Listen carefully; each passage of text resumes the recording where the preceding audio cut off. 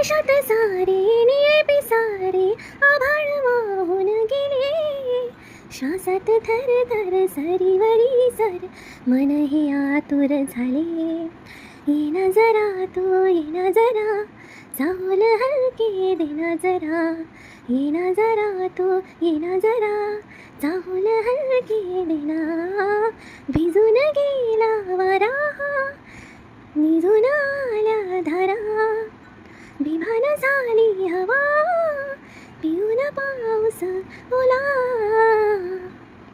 So hello guys, खूप दिवसांनी मी आज ब्लॉग बनवणार आहे आणि खूप दिवसांनी मी अपलोड पण करते आहे.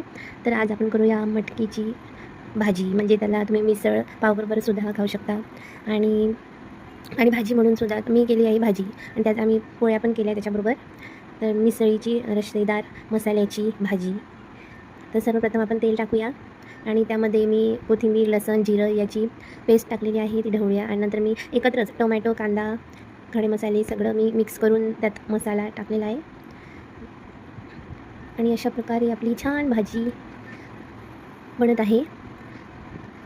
थोडंसं इथे सांडलेलं आहे गॅसवरती, आणि मी एका बाजूला मटकी म्हणजे शिजवत ठेवलेली आहे. आणि यामध्ये आपण आता हळद, धने पावडर, गरम मसाला पावडर, तिखट हे सगळं घालणार आहे. मीठसुद्धा घालणार आहे.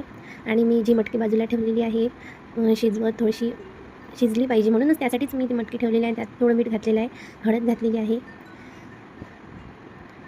अशा प्रकारे आपण ढवळून घेऊया.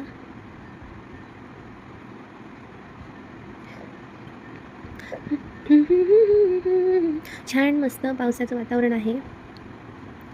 घनाज बरसे अनावर हो, घनाज बरसे मनावर हो,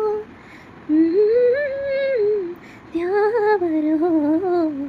घनाज बरसे अनावर हो, मिटले आता मधले अंतर पाऊस पडून गेल्यानंतर. मन होईल हळवी कातर, पाऊस येईल पुन्हा पाऊस. हे समोरया मागे भानावर हो, हो घनाज बरसे अनावर.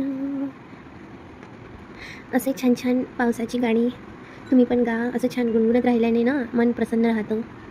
आणि त्याचबरोबर आपण पावसाळी छान छान पदार्थ बनवूया. अशी गरम गरम मसालेदार मटकीची भाजी खूप छान लागते. ही ढवळून घेऊया.